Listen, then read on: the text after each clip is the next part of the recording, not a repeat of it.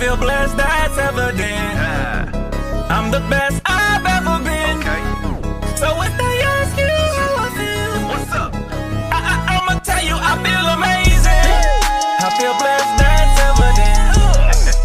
I'm the best I've ever been. So if they ask you how I feel, I'ma tell you I feel amazing. I'ma tell you I feel amazing. I feel blessed, that's evident. I'm the best I've ever been. So if they ask you how I feel, I'ma tell you I feel amazing. Ladies and gentlemen, welcome to another episode of Bearing Down the Gridiron. Right here from the Playmakerz bar in collaboration with Arch Rappers Football. Shout out to my man, the master of mayhem, Ricky Licorice. Thank y'all for tuning in. You caught me last week. You already knew what last week was about. I previewed the ACC and the Big XI. This week is all about the 12s, okay? We're talking Big 12. We're talking Pac-12 today. We're going to preview that. We're going to get my picks for both of those conferences today on this show. But, y'all know, if y'all pay attention to Bearing Down the Gridiron, you know I got to do something first, and you know I got to run the 2-minute drill.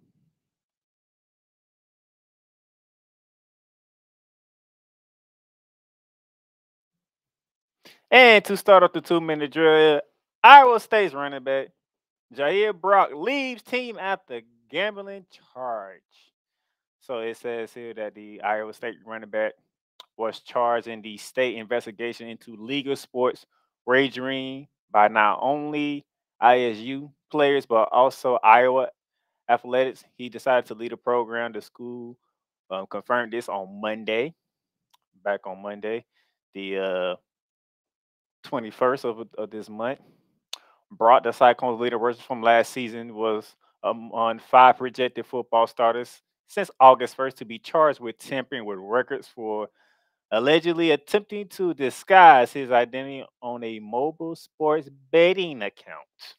Okay, it says here that the Cyclones running back from Quincy, Illinois, placed 1,327 illegal wagers totaling over $12,000 between February of 2022 and February of 2023. That is a whole year. And this is according to a criminal complaint. The bets were made on an account controlled by him, but registered under another name, the complaint said. Okay. Brock is accused of making bets on 3 Iowa State football games, 2 in which he played, and 13 Iowa State basketball games. Also being accused of this is defensive lineman Isaiah Lee, left the team last week, quarterback Hunter Deckers, offensive lineman Jake Winsberry, and tight end Jashawn Heinke, and all 3 of them are still with the team at this point in time. It also says here a new charge for tampering with records was filed Friday against Iowa's men's basketball team student manager Evan Schuster. He is suspected of having a FanDuel sportbook account under the name Anthony Schuster, his father, and using it to place more than 2,000 bets totaling over 15,800. All right, we are seeing NFL players getting suspended for gambling. Now it's making its way to the college football round and the collegiate sports. Would y'all stop betting? It's that simple. Don't bet. Don't put no ratings on nothing. You are an athlete. They will fine you. It is that simple. They will fine you and let you know what you are doing is wrong. So 2 Cyclones players have left the program while the other 3 are still there. Then a student manager for the Iowa Hawkeyes, the in-state rivals, was caught. Brock's 12,000 over a year. 12,000 in 1 year. 12 grand. And you think they weren't going to fine you? If they can find NFL players, be talking professional athletes there, they're going to fine you. I mean, come on, man. Y'all, I need my athletes to think here, okay? Just use your head. Use this up here. All right. You know. All right, we're finna move on to the main discussion of college football right now. Michigan self-imposed 3-game ban for Jim Harbaugh. As you can see here, this was written by Adam Wittenberg of ESPN. It says here, Michigan State self-imposed 3-game suspension for football coach Jim Harbaugh to begin the 2023 season, stemming from alleged violations during the COVID-19 dead period, the university announced Monday. While the ongoing, and it says here, quote, while the ongoing NCAA matter continues through the NCAA process, today's announcement is our way of addressing mistakes that our department has agreed to in a attempt to further that process. Athletic Director Ray Morton said in a statement. He continues to say, quote, we will continue to support Coach Harbaugh, his staff, and our outstanding student and athletes. Per the NCAA guidelines, we cannot comment further until the matter is resolved. Close quote. The head coach Jim Harbaugh in response says today, and then the response said, I will continue to do what I always tell our players and my kids at home. Don't get bitter, get better. Close quote. So the 3 games that Mr. Harbaugh we suspended, and similarly, I don't even know why he's been suspended anyway. What did he really do? I want to know what he really did, okay? That's what I want to know, okay? As I read through the article, I want to know what he really what exactly he violated and how did he violate it? Because there are a lot of people saying different things out here on the web. I really want to know what Jim Harbaugh did to violate the rule. Now, for those of you who want to know what the rule is, let me go here. It says here, Michigan self-imposed suspension of Harbaugh is designed to soften the potential ruling from the NCAA, which likely won't come until 2024. So as I said, Harbaugh faces a level 1 violation, which would be for not cooperating with or misleading the NCAA investigators about the alleged violations. So he lied to people investigating. Okay. Now, if you're going to punish him for lying, then okay, then all bets are off. I mean, Jim Harbaugh, you shouldn't be lying to the people who are trying to figure out if you did anything wrong. Don't lie. If you lied, you should be suspended for 3 games. And so I'm not gonna be too harp on that. I mean, but you don't, kids. If there's one lesson you can learn from this, you don't lie. Lying makes everything worse. You might not notice it, but lying makes everything worse. Don't listen to the sayings. What they don't know don't hurt them. Don't listen to that. That is a lie. That's a fabrication. Don't listen to people when they say what they don't know won't hurt them. That is a fabrication. Don't go for it. Just letting you know. Okay. And with that suspension, Jim Harbaugh will be missing what? The opener against East Carolina on the 2nd, UNLV on the 9th, and Bowling Green on the 16th. You know, the crazy thing is, all of them home games. Every last one of them are home games, and every last one of them, they should be blowing all 3 of them out. As you see here, the first game on the docket here is at 12 p.m. on the 2nd of September, and Michigan is favored by 36 points. And we ain't even hit September yet. And they are favored by 36 points. And Michigan still should go 3-0, okay? Michigan still should go 3-0 with no problems. We ain't even going to talk about it. Then when he comes back from 3 games suspension, he has a home game against Rutgers. So the Michigan Wolverines have 4 straight home games to open up the season. They will literally be 4-0 before they have their first road game. And that's at Nebraska with Matt Rule in charge now. Before they go to Minnesota, which is one of their key games too. If you recall me doing last week game when I talked about the Big Ten. Both of them road games are key games for me when it comes to Michigan, because you don't know what Matt Rule's going to do with that Nebraska Cornhuskers. You don't know what you're in for that one. And roll the boat up in Minnesota ain't easy as well. Okay. Then to get a home game with the Indiana Hoosiers on the 14th of October before they have their in-state rivalry with the Michigan State Spartans out in East Lansing on the 21st of October. And then Purdue comes in to begin November. And of course, you have Penn State and Ohio State left on the schedule. Nevertheless, they should be fine. I am not worrying about Michigan. Let Jim Harbaugh serve his 3-game sentence for lying. You don't lie, Jim Harbaugh. You send a bad example. Stop lying. Let him serve his 3-game suspension. The NCAA don't even worry about it. Let it go. Let them go 3-0, 4-0, and then we'll go from there. All right. That is the 2-minute drill. We're gonna take a break.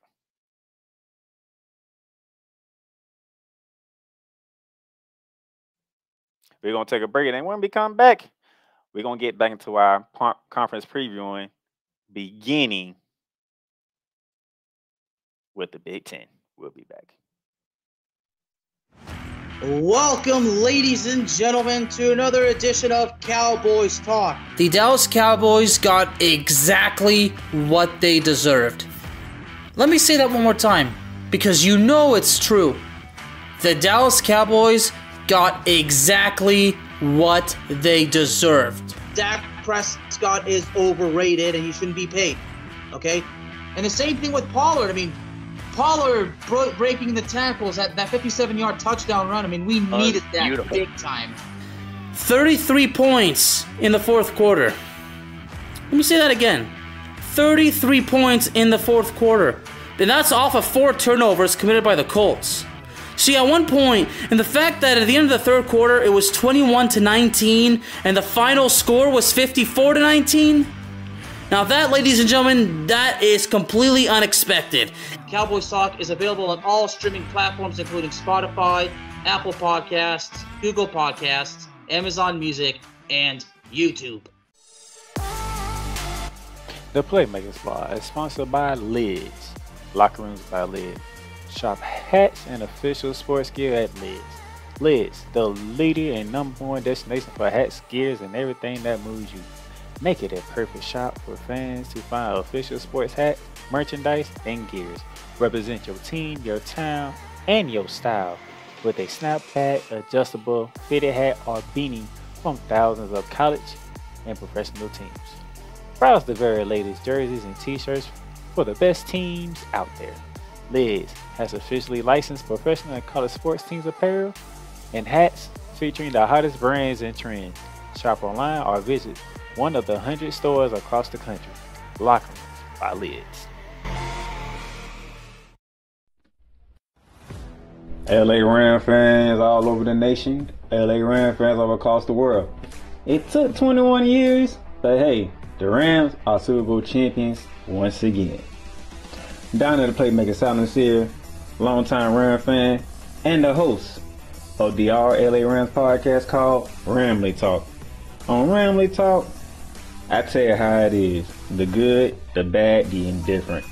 Coming with straight facts, with raw emotion, and an authentic viewpoint on the Los Angeles Rams. Don't matter what era you grew up in, it could be the Fearsome Foursome era, the greatest show on turf era, and of course, the Super Bowl 56 champions that are currently the Rams. You can listen to Ramley Talk on all streaming platforms, including Apple Podcasts, Google Podcasts, Spotify, Stitcher, iHeartRadio, and YouTube. All right, ladies and gentlemen, welcome back. Welcome back to Bearing Down the Gridiron with the Playmaker here. As y'all can see, football season is around the corner. So, yes, my man Alex Alcazar with Cowboys Talk. If you're a Dallas Cowboy fan or you can't stand the Cowboys, listen to Cowboys Talk because Alex the Bear Man tells it like it is. He just like me when it comes to my Rams and Ramley Talk. I tell it exactly how it is. With Ramley Talk this week, I'll be going over weeks 11 through 14 of the Rams schedule. I already did the first 9. I'll be going over the next 4 for the Rams on Ramley Talk on Thursday, so look out for that. Now that we're back, as you can see here, those who are watching on YouTube, thank you. Subscribe, hit that like button. Let's get those up. Let me know how you're feeling about this. We are going to talk Big 12, ladies and gentlemen. And talking the Big 12, but changes are happening in the Big 12. It's similar to what I did last week when I did the ACC and the Big 10. But we're doing the Big 12 on this one. So let's get right into it, shall we? The Kansas State Wildcats are your reigning defending Big 12 champions. The first time they have won it in over a decade. So the last time they won it was back in 2012 when they shared it with the Oklahoma Sooners. They outlasted TCU, up in Jerry's world for the Big 12 Championship after TCU had a comeback victory over them at home in Fort Worth, Texas. Then they met again down in Arlington, Texas, where TCU made another comeback, but Kansas State did not let the lead go in that one, beating them in overtime. So congratulations to Kansas State. Now they're looking to defend their title. Nevertheless, even though TCU lost in overtime to Kansas State in the Big 12 championship game, they still made the college football playoffs. The first time outside of Oklahoma, a Big 12 team made the college football playoffs. And they put a beating on Michigan, ladies and gentlemen. They put a beating on Michigan. I don't remember the score off the top of my head, but then they suffered a beating of their own to the Georgia Bulldogs for the national championship game. And now all of us remember that. We all remember what happened when they faced off with Georgia. But when they played Michigan, they gave Michigan everything they can handle, and Michigan had no answers. So it's good to see. It's good to see here. We have some conference realignment that had taken place. Ladies and gentlemen, it is the official first season that UCF, Houston, BYU, and Cincinnati are officially a part of the Big 12 Conference. Ladies and gentlemen, Oklahoma and Texas is still with the Big 12. This is a final year within the Big 12, as they will be moving to the SEC after the season's end. That will be somewhere in July, I think. I think when July 2024 gets here, all the realignments will be happening. Speaking of realignment happening in 2024, OU and Texas is out. Insert Arizona, Arizona State, Colorado, and Utah from the Pac-12. Back on August 4th, it was announced that these 4 schools will be leaving the Pac-12 and joining the Big 12. So it all started back in July. I believe July 27 when Colorado announced that they was going back to the Big 12. They're going back home, by the way. Okay. So a lot of people were mad that Colorado is leaving the Pac-12 to go to the Big 12. Remember, they started out with the Big 12 when it was the Big 8. So if you want to get mad at Colorado for going home, be mad. But out of the blue, like 2 weeks later, because there was rumors about Arizona State and Utah leaving, but somehow nobody knew that Arizona was in the Big 12. That came out of nowhere. Arizona jumped ship. Then it made sense of why Arizona State and Utah wanted to jump ship. And then you have it, okay? But I'll get into more of the Pac-12 schools when I get to the Pac-12 in our next segment. But this is where we are right here. Give you some numbers from last season. Kansas State, they were 10-4 overall, 7-12 in the Big 12 last year. TCU was 13-2 overall in the regular season, with their 2 losses coming into Kansas State in the Big 12 championship and Georgia in the national championship. They were undefeated in the Big 12 season at 9-0. Finishing third was the Texas Longhorns with 8-5 overall and 6-3 in conference. So that was your top 3, followed by Texas Tech and Oklahoma State, rounding out the top 5. All right. Now, not a lot of changes have taken place outside of realignment, stuff like that, but media did make themselves known. The Texas Longhorns are the media preseason favorite to win the Big 12. They saying Texas is leaving out the Big 12 as champions, followed by the reigning defending champion Kansas State coming in second. Third is the Oklahoma Sooners. Fourth by the Texas Tech Red Raiders.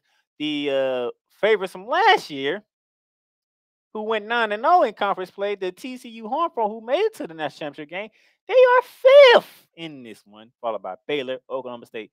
The first new school in here is the UCF Knights. They come in at 8th, followed by Kansas, Iowa State, then BYU, Houston, Cincinnati, and the West Virginia finishing out the 14th slot.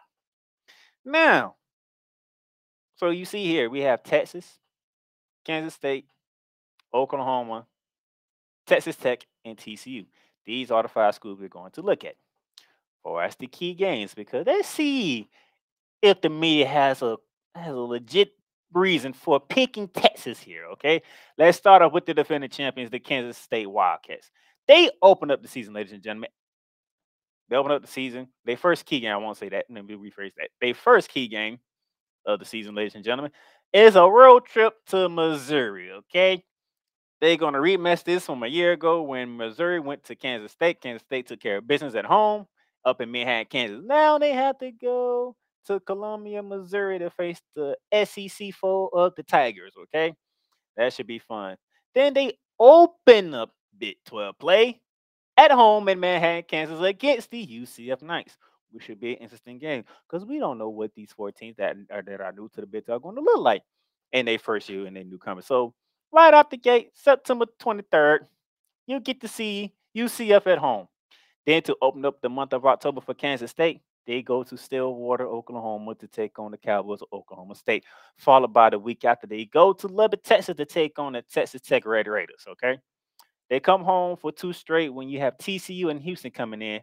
Then you start the month of November down in Austin, Texas to take on the Texas Longhorns, who are the favorite to win it. And then it's the end with Sunflower Rivalry when it's you and Kansas and Lawrence, Kansas, as the Jayhawks will be the home team. That is the key games for the Wildcats. Let's look at the runner-up and the team that made the college football players out of the Big 12, the TCU Horned Frogs, okay? TCU Horned Frogs, they have to open up the season. Big noon kickoff will be there because it is primetime Deion Sanders' coaching debut at Colorado and is at Fort Worth, Texas against the TCU Horned Frogs. That's going to be interesting because everybody want to know, what does this new Colorado team look like now with primetime as the head coach? His son at the quarterback, okay? What does this team look like with some Jackson State players who transferred from Jackson State to Colorado to join Coach Prime, okay? After you get a taste of Colorado first, then you go, your first key road game is at Houston, one of the new teams that joined the Big 12. So while Kansas State gives UCF at home to welcome them in, you got to welcome Houston by going to Houston, which is going to be interesting. Texas versus Texas matchup. You're going to Houston, Texas. I'm looking forward to that. And staying in the state of Texas, you come home for your arch rivals, the SMU Mustangs, okay? If you know about the Fort Worth Dallas rivalry, it is TCU and SMU. They will meet in Fort Worth, Texas this go around, with TCU being the home team. Then your first test in October will be on the 14th when BYU comes rolling into Fort Worth, Texas. Before you got to go to Manhattan, Kansas to face off with the team that beat you in the Big 12 championship, with the Kansas State Wildcats. November 2nd, you head to Lubbock, Texas to take on the Red Raiders of Texas Tech. Before you come home and you face off with the other Texas rival, the Texas Longhorns, in Fort Worth, before you have to head to Norman, Oklahoma to face off with the Oklahoma Sooners to end the season. That is TCU Horned Frogs. Let's look at the favorite. Let's look at the Texas Longhorns, shall we? The Texas Longhorns.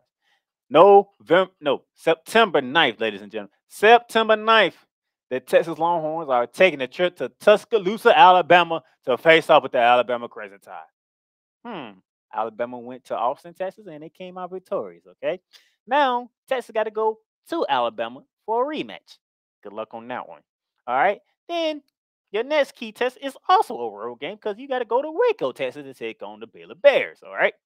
Then to begin the month of October, on October 7th, it is the Red River Shootout or the Red River Showdown, whichever you want to call it, with the Oklahoma Sooners, and that will be taking place in Dallas, Texas at the Cotton Bowl.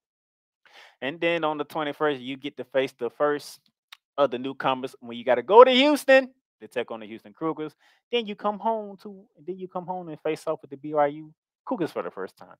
Then obviously November 4th, a matchup at home with the Kansas Wildcats.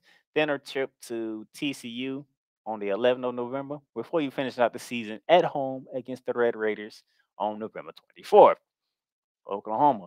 What did their key games look like? Okay, first on the docket, September 9th, you play SMU at home in Norman, Oklahoma.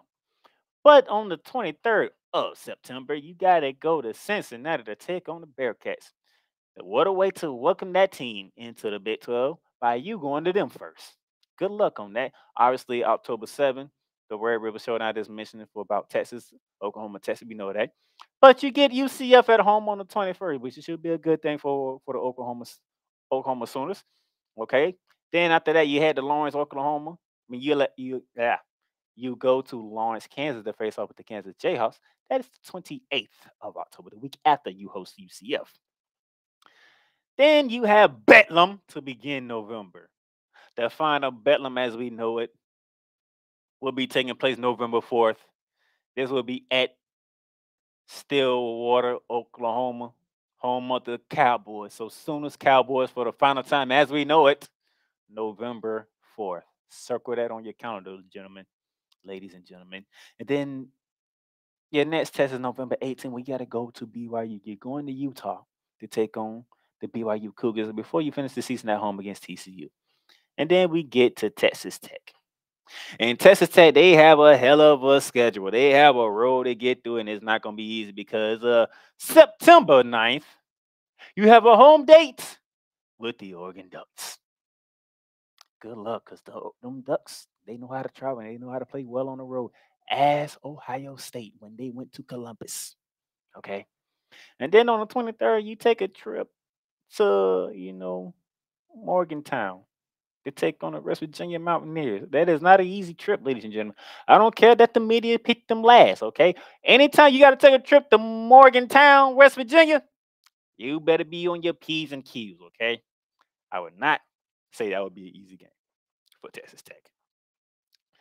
And then to close out the month of September, you face off against Houston at home.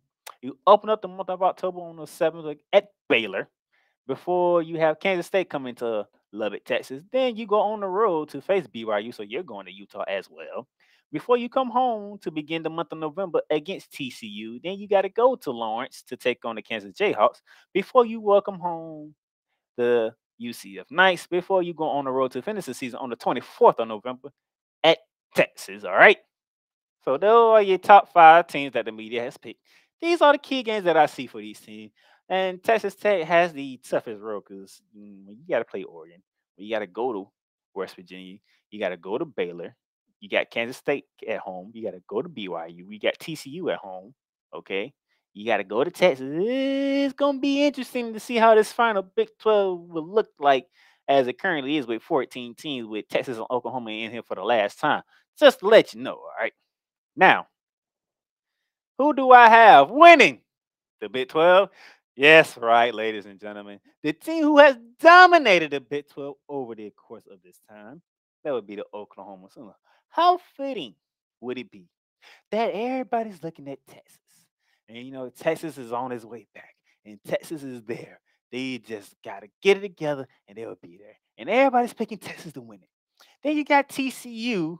Then you got TCU like 5th. You got Kansas State, who is the defending champions, at 2nd. But what is that team that's number 3 in the media poll that says for one final time, shoot y'all the double bird and say, we own this conference and we're going to leave owning this conference, okay? So I'm taking the Oklahoma Sooners just for the pleasurement of just for them to say, y'all must have forgot, we own this conference. And guess what? We're going to remind y'all before we go to our new conference that we still own this conference. So I'm picking Oklahoma.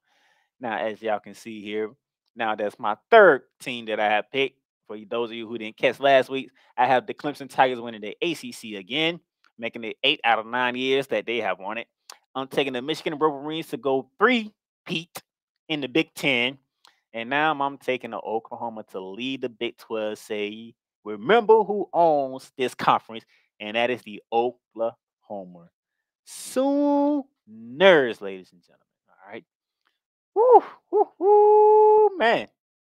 That would be one hell of a way to go. I can't wait. All right. So with that being said, we're going to take another break here. Then when we come back, we're going to talk Pac-12 because it needs to be talked about. We'll be back.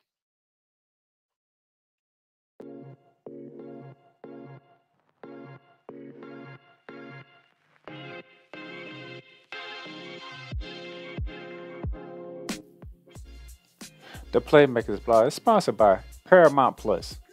Paramount Plus, mountains of entertainment. So much to stream. From shows and movies you can only catch here on Paramount Plus, whether it be from CBS, BET, Comedy Central, Nickelodeon, and so much more. The new home of Showtime. Watch Showtime original series, movies, and sports when you sign up for Paramount Plus with Showtime. Catch exclusive originals from Paramount Plus such as Star Trek, Strange Wars, The Family Stallones, Halo, and so much more. You also can stream live sports like NFL on CBS, the UEFA Champions League, the Masters, and the SEC on CBS. Paramount Plus, you can stream up to 3 devices when you create an account. So Paramount Plus plan starts at $5.99. If you hit that link below, you can get a free trial. Paramount Plus, mountains of entertainment. Welcome, ladies and gentlemen, to another edition of Into the Net FC. Kylian Mbappe just all of a sudden finally understood his role, and I think he finally understood that everything Kylian Mbappe has accomplished already, you know, there is still a hell of a lot waiting for him in the future. Kylian Mbappe is only 24 years old. He has accomplished so much, and you know what? Kylian Mbappe has not even reached his prime. Finally seeing, you know, the Marcus Rashford we have been hoping for such a long time, you know. But, you know, this game, you know, after everything Manchester United has been, you know, doing lately, you know, this was actually the ultimate test, you know, to see if Manchester United, you know, honestly was all of a sudden for real. I explained this. The United States, maybe they have to suffer this loss as a lesson to learn to prepare for the future. Because 4 years from now, the World Cup is in not 1, not 2, but 3 countries. The United States of America, Canada, and Mexico. Into the Net FC is available on all streaming platforms, including Spotify, Apple Podcasts, Google Podcasts, Amazon Music, and YouTube.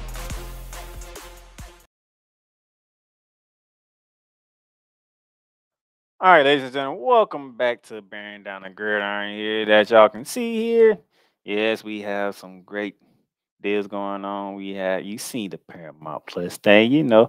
Man, Paramount Plus, you know, college football fans get ready because Paramount Plus and Fanatics are official licensed sponsors for us here at Bear Down Gridiron and the Playmakerz ball in general.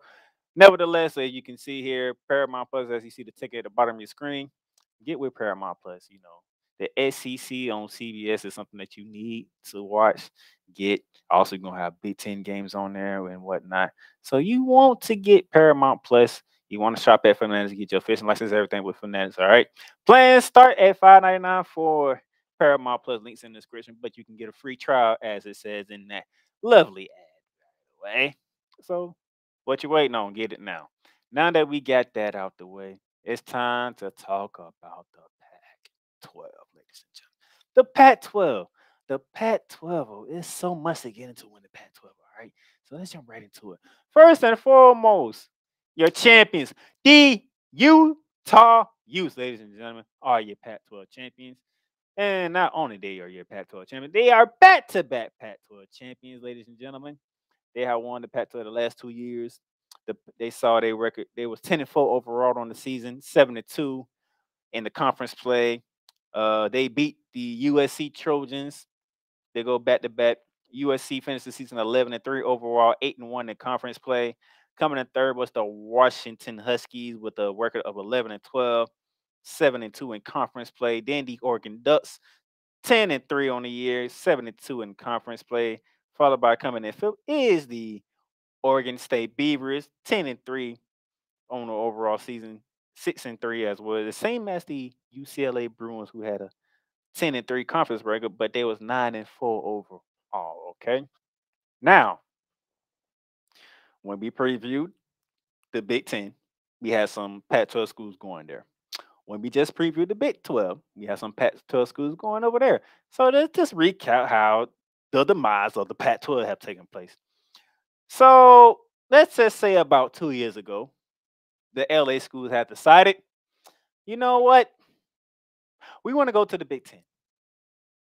So they made their announcement. There was some turmoil within the Pac-12. We do this and you do that. And all of a sudden it became, okay, it is what it is.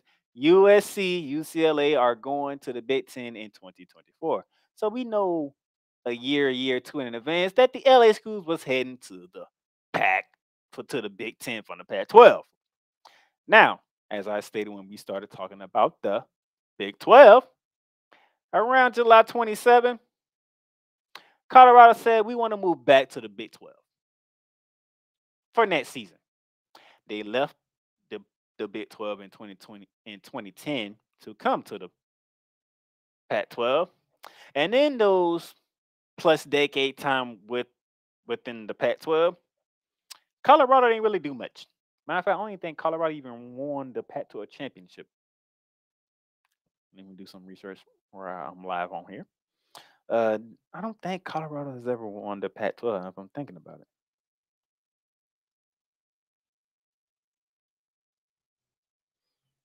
I'm just looking. I just want to look. Have Colorado ever won the Pac-12?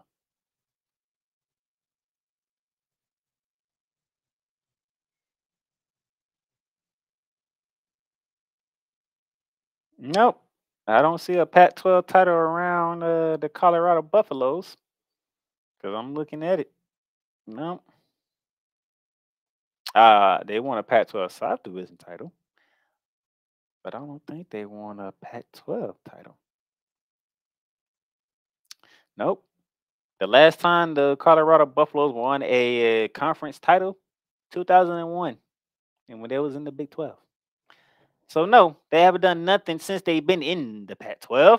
So they moving back to the Big 12. Okay, that's fine. And then that faithful Saturday of August, no, that faithful Friday of August 4th and August 5th, because SummerSlam was at that time. A whole bunch of news out of the Pac-12 was racing out. Before you knew it, Oregon and Washington made it known that they are leaving the Pac-12 to go to the Big Ten next season. And then following that, the rumors of Arizona State and Utah wants to go to the Big 12 and leave the Pac-12. And then what I said when we previewed the Big 12, Arizona came out of nowhere and was unanimously voted in to join the Big 12, then followed by unanimously voted in Arizona State and Utah to join the Big 12. So before you know it, you was already losing 2 schools, but that was years in advance. So you already knew you were going to be down to 10. And then before you know it, Colorado, Oregon, Washington, Arizona, Arizona State, and Utah, that's 6 teams, just decided to leave for the Big 12 and the Big 12 and the Big 10. Out of nowhere. Just out of nowhere.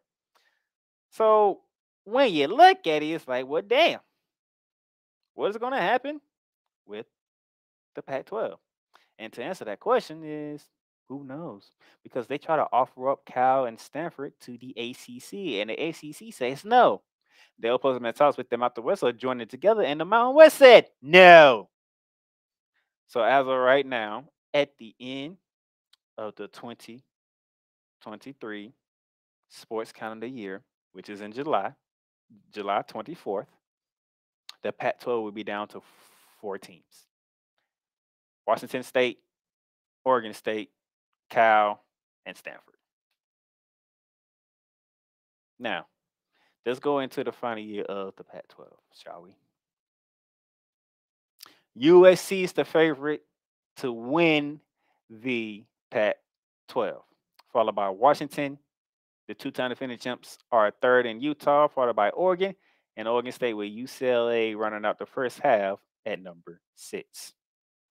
So let's take a look at those 16, shall we?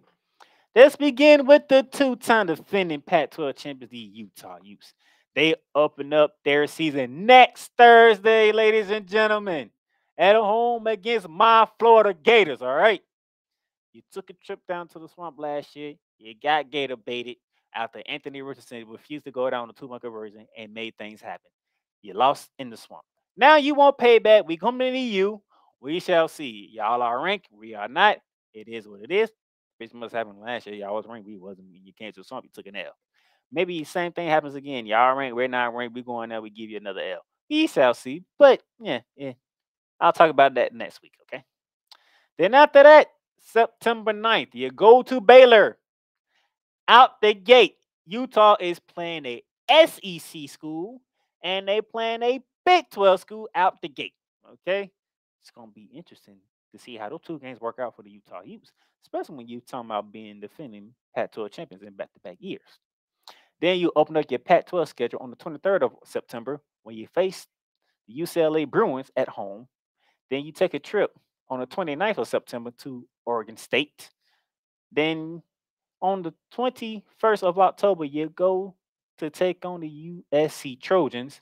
You have a home game on the 28th of October with the Oregon Ducks before you head to Washington on the 11th and finish it out against Coach Prime at home against the Buffaloes. That is Utah.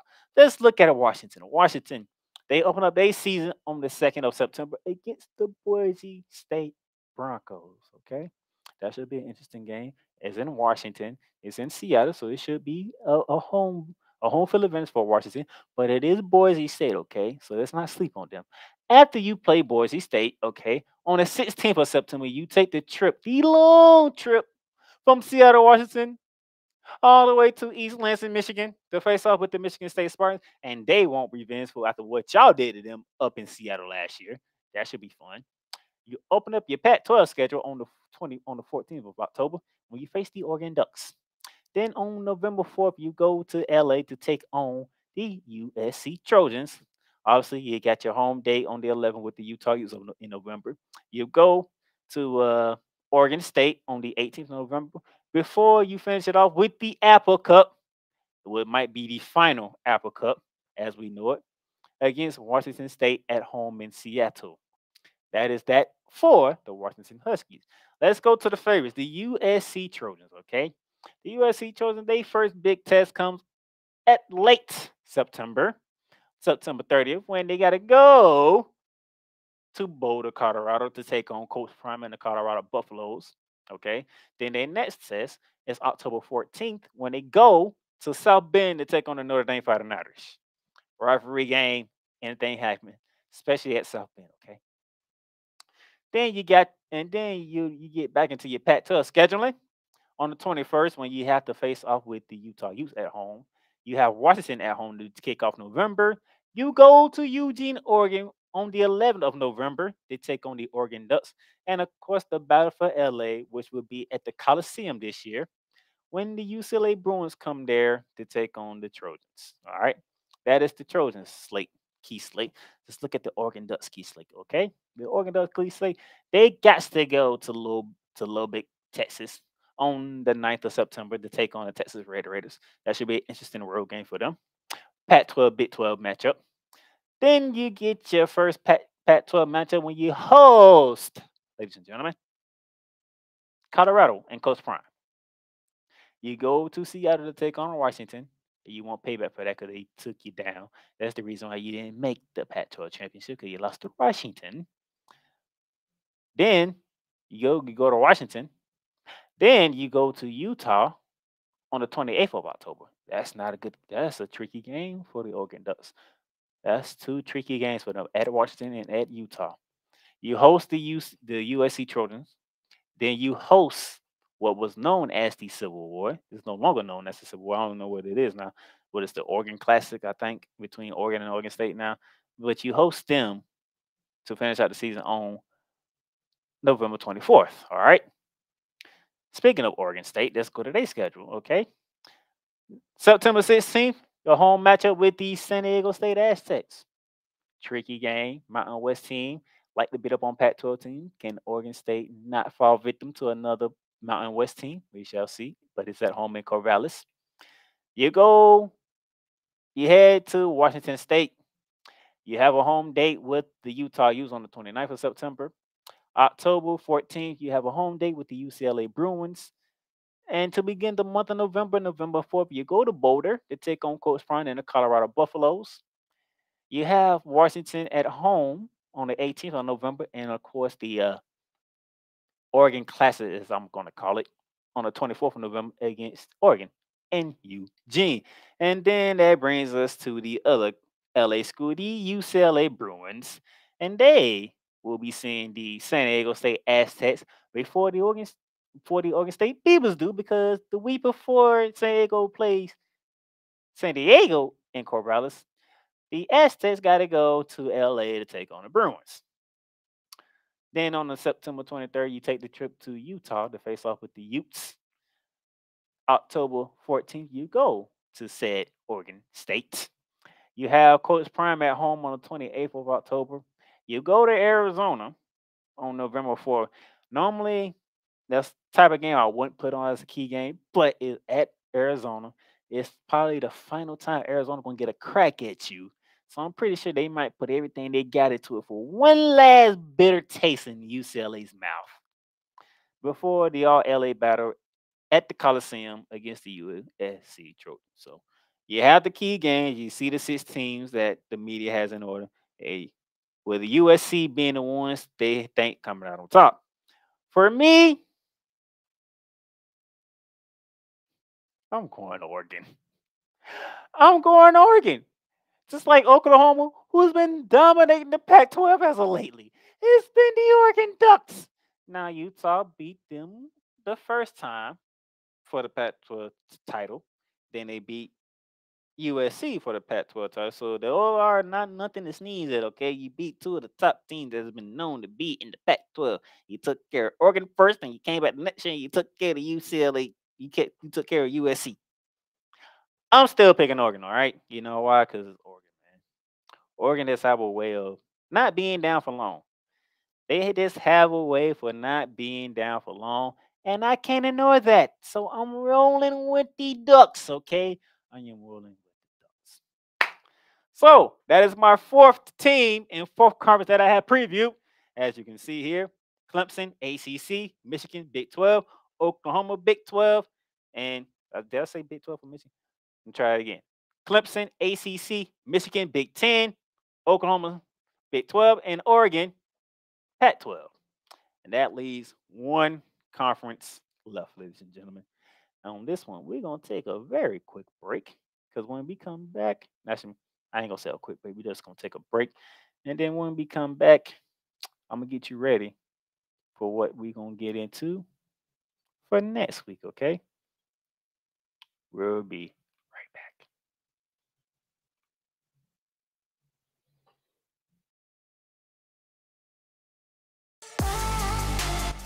The Playmakerz Bar is sponsored by Lids, Locker Rooms by Lids. Shop hats and official sports gear at Lids. Lids, the leader and #1 destination for hats, gears, and everything that moves you. Make it a perfect shop for fans to find official sports hats, merchandise, and gears. Represent your team, your town, and your style with a snapback, adjustable, fitted hat, or beanie from thousands of college and professional teams. Browse the very latest jerseys and t-shirts for the best teams out there. Lids has officially licensed professional and college sports teams apparel and hats featuring the hottest brands and trends. Shop online or visit one of the 100 stores across the country. Locker Rooms by Lids.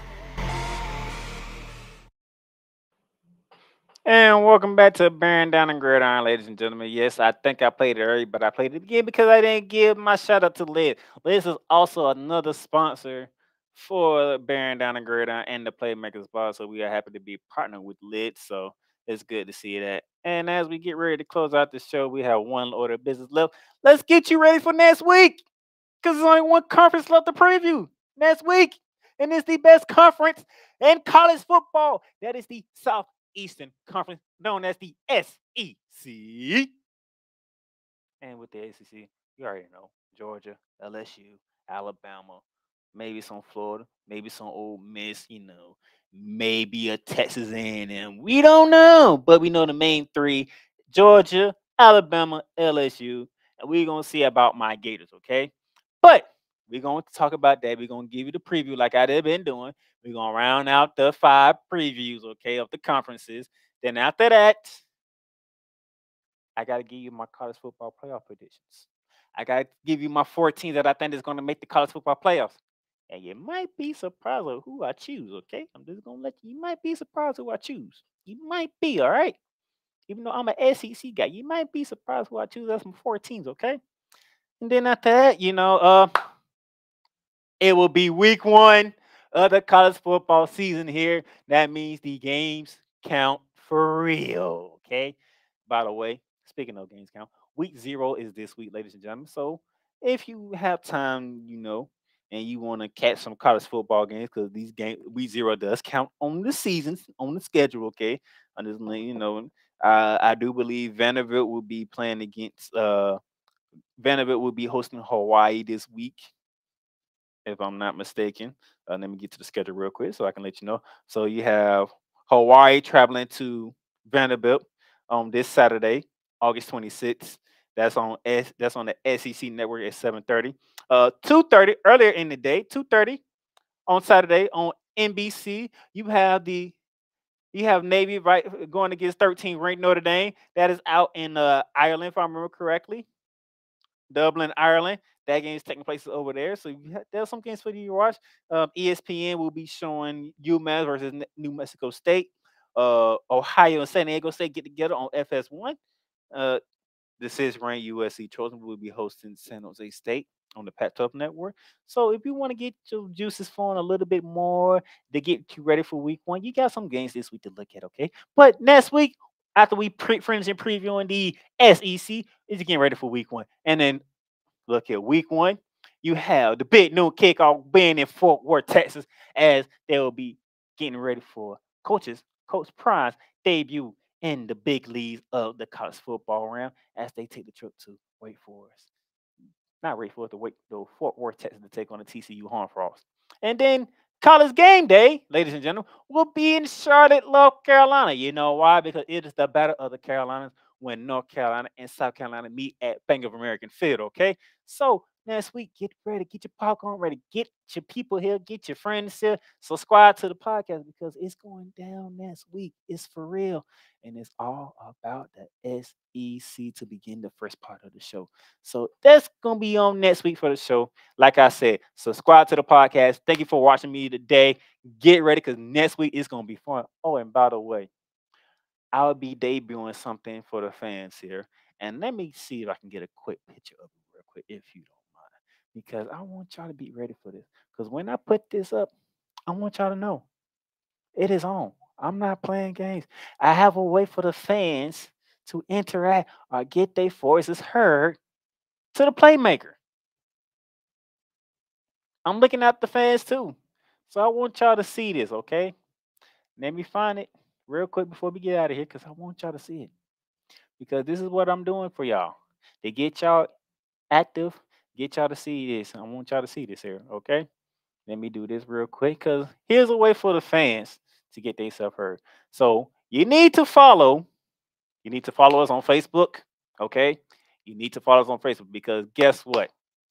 When we put this up, it's on. The extra point Van Vogt. So what is the extra point Van Vogt? Playmaker, here's what it is. So each week, all right, I will be picking 6 games, my original 6 games that I'm choosing from, that I'm going to preview and pick. The fan voting is y'all will get to pick the extra game, which will be the 7 point or the 7 game I'm picking for me to pick. And that will be included into my standings, okay? So I'm thinking around about either Friday or Saturday, I'll be putting the poll up and having the poll close around about Monday, Tuesday, somewhere along those lines.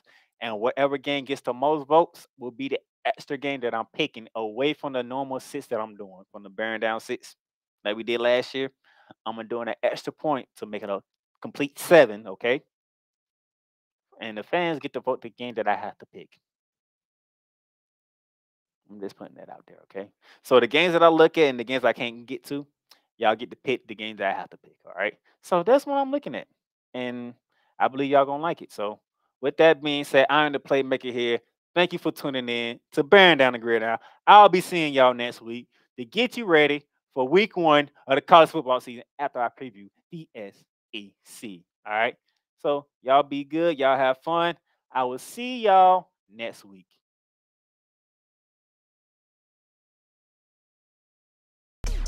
You just experienced Bearing Down the Gridiron, hosted by Donnell, the Playmaker Silence, in collaboration with Arch Football. Bearing Down the Gridiron is sponsored by Liz Fanatics and Paramount Plus. If you enjoyed today's show and would like to make a donation, you can donate via Cash App at $the Playmakers at $the Playmakers. Remember, Bearing Down the Gridiron is available on all podcast directories, including Apple Podcasts, Spotify, Amazon Music, iHeartRadio, and YouTube. And for Apple Podcast lovers, leave us a rating review. Let us know what you enjoyed about today's episode that you're listening to. Tune in again next time for more Bearing Down the Gridiron.